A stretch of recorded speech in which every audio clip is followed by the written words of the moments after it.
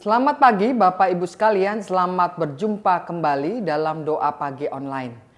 Hari ini kita akan bersama-sama membahas tema tentang hidup layak di hadapan meja Tuhan. Sebelumnya saya mengajak kita sekalian untuk menyatukan diri kita di dalam doa. Saudara, mari kita berdoa. Tuhan, di pagi ini kami menyambut hari baru yang Engkau ciptakan bagi kami, untuk kami semakin menghayati panggilan kami sebagai orang-orang percaya. Hari ini kembali hamba-Mu akan menyampaikan firman-Mu supaya umat Tuhan boleh mendengarkannya dengan baik, dan melalui firman Tuhan inilah mereka terberkati dan mengalami pertumbuhan di dalam hidup imannya. Pakailah hamba-Mu dalam segala keterbatasannya supaya apapun yang disampaikannya seturut dengan firman Tuhan. Di dalam nama Tuhan Yesus Kristus kami berdoa dan mengucap syukur. Amin. Saudara, firman Tuhan pada pagi hari ini terdapat di dalam 1 Korintus pasal 11 ayat ke-17 sampai ke-33. Demikianlah firman Tuhan. Dalam petunjuk-petunjuk berikut ini, aku tidak dapat memuji kamu, sebab pertemuan-pertemuanmu tidak mendatangkan kebaikan, tetapi mendatangkan keburukan. Sebab pertama-tama aku mendengar bahwa apabila kamu berkumpul sebagai jemaat, ada perpecahan di antara kamu. Dan hal itu sedikit banyak aku percaya. Sebab di antara kamu harus ada pihak yang berbeda-beda, supaya nyata nanti siapa di antara kamu yang tahan uji. Apabila kamu berkumpul bukan untuk makan perjamuan Tuhan. Sebab pada perjamuan itu tiap-tiap orang memakan dahulu makanannya sendiri, sehingga yang seorang lapar dan yang lain mabuk. Apakah kamu tidak mempunyai rumah sendiri untuk makan dan minum?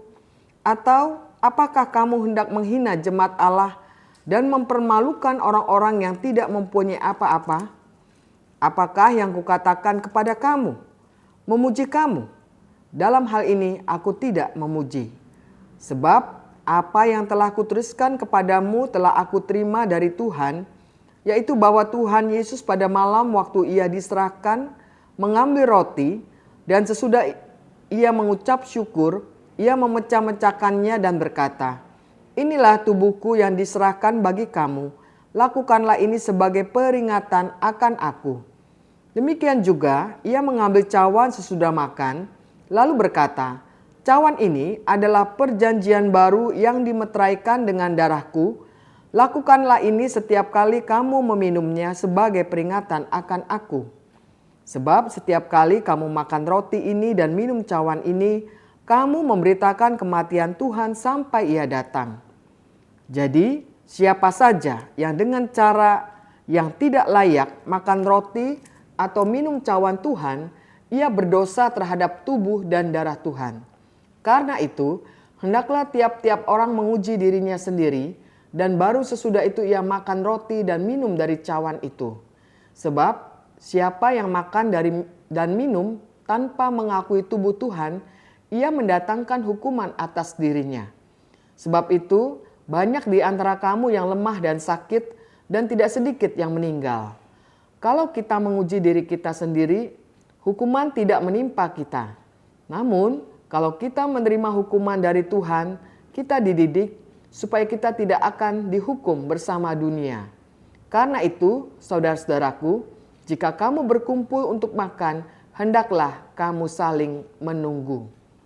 Saudara, sampai demikian jauh pembacaan kita, tentu yang berbahagia adalah kita yang mendengarkan firman Tuhan serta memeliharanya di dalam hidup sehari-hari. Saudara, hari ini kita mau bicara tentang perjamuan kudus dengan tema hidup layak di hadapan meja Tuhan.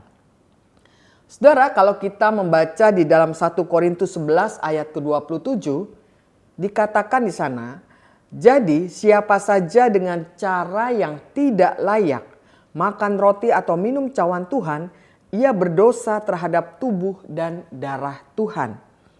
Saudara, ayat Alkitab ini sebenarnya ayat yang sangat familiar di kalangan gereja-gereja. Karena jemaat memakai ayat ini adalah untuk menolong agar mereka tidak sembarangan dalam menghadiri atau mengambil bagian di dalam perjamuan kudus. Karena kita tahu perjamuan kudus itu adalah sebuah sakramen.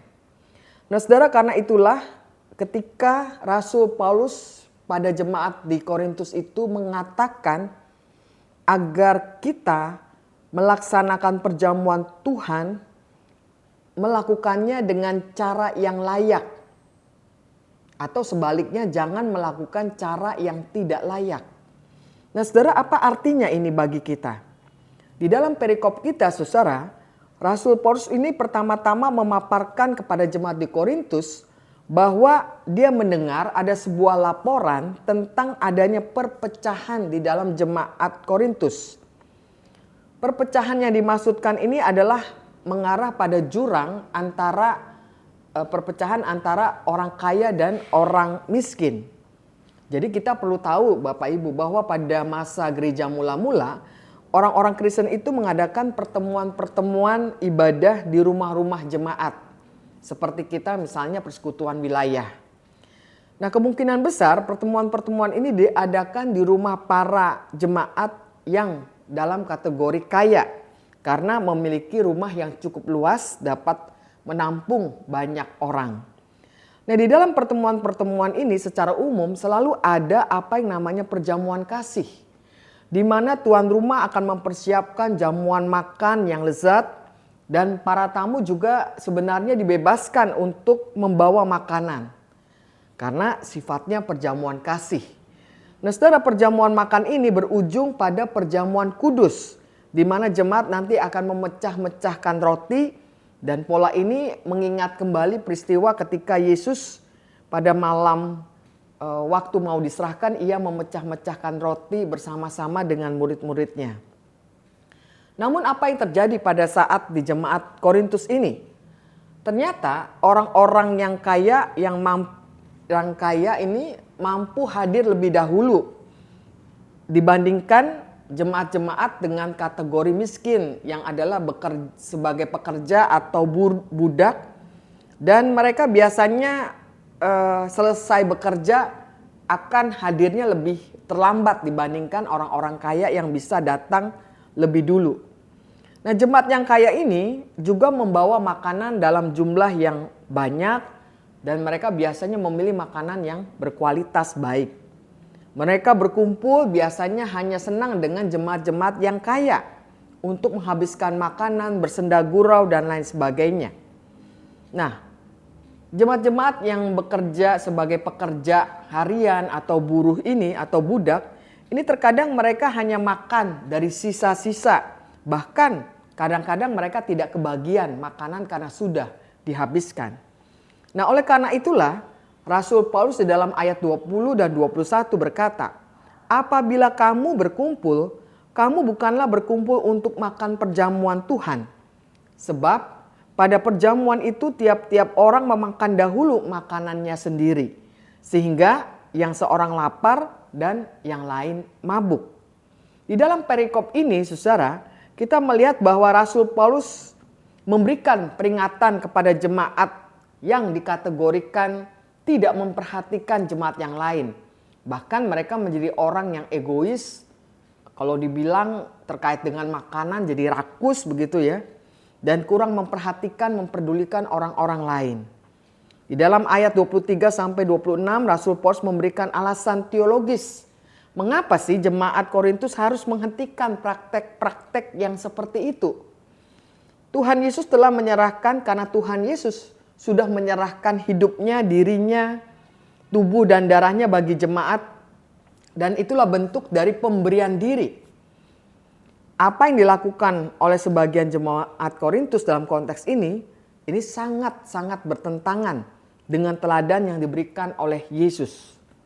Selain itu, perlu dipahami bahwa yang namanya perjamuan kudus itu diadakan sebenarnya untuk persatuan jemaat sebagai satu tubuh Kristus.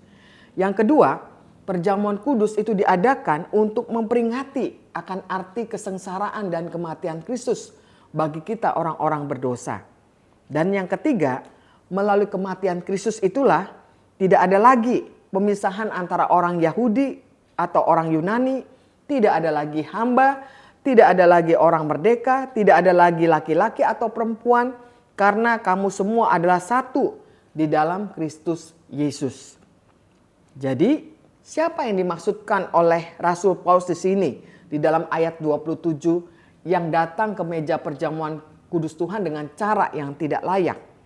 Yang dimaksudkan ini adalah orang-orang yang sikapnya adalah egois, yang rakus, yang tidak menunjukkan keramah tamahan satu kepada yang lain, tidak memperhatikan terutama kepada orang-orang yang lemah, yang kurang berada.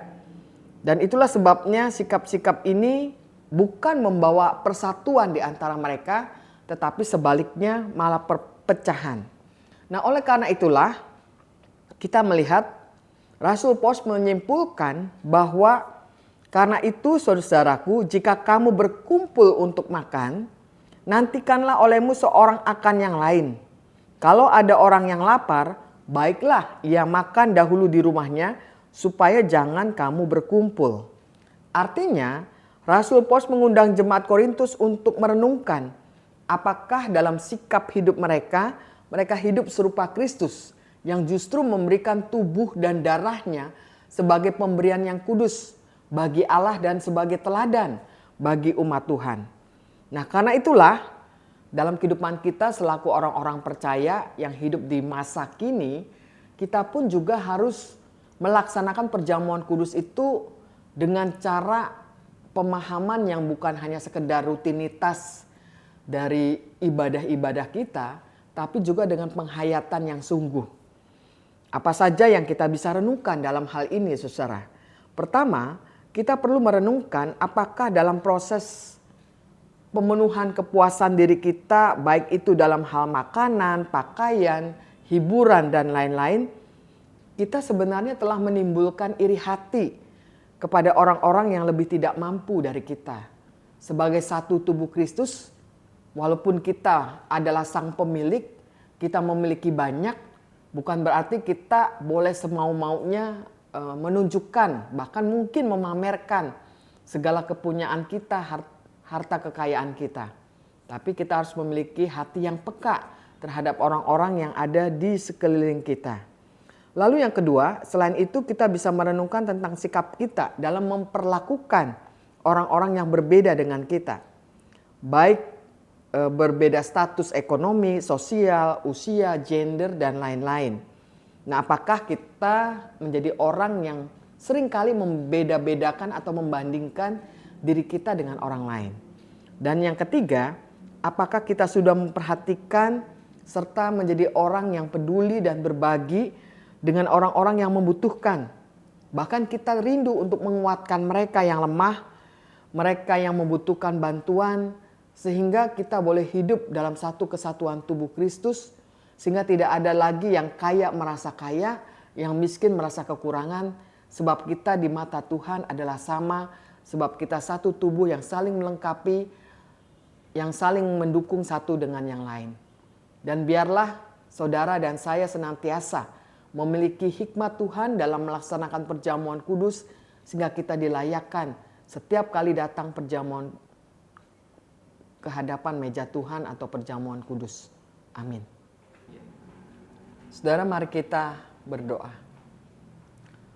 Tuhan, terima kasih untuk firman-Mu yang kembali boleh meneguhkan kami, yang mengajarkan kami tentang bagaimana kami juga harus mempersiapkan diri secara layak ketika kami diundang Tuhan dalam perjamuan Tuhan. Kami sadar kadang-kadang kami membiarkan dosa terselip dalam hati dan pikiran kami. Kami tidak menyikapi hubungan kami dengan sesama dengan baik. Bahkan kami seringkali bersikap egois, mementingkan diri sendiri, melupakan saudara-saudara kami yang berkekurangan, dan kami datang ke meja perjamuan kudus Tuhan dengan cara yang tidak layak. Tuhan, ajarlah kami supaya kami selalu mau membersihkan diri kami, mengoreksi diri kami, melihat lebih jauh apakah ada dosa, ada hal yang tidak berkenan di hadapan Tuhan. Dan biarlah Tuhan juga mau mengampuni segala dosa dan kesalahan kami, ketika kami mau datang dalam pertobatan yang sungguh-sungguh, sehingga kami benar-benar dilayakkan oleh Tuhan untuk setiap kali ada undangan meja perjamuan kudus, kami menjadi orang-orang yang siap secara spiritualitas dan secara hal-hal yang baik yang ada dalam pikiran dan hati kami. Kami percaya Tuhan terus menolong kami, memimpin kami untuk kami senantiasa berkenan di hadapan Tuhan. Terima kasih atas semua ini Bapa. Ke dalam tangan-Mu kami berdoa. Amin.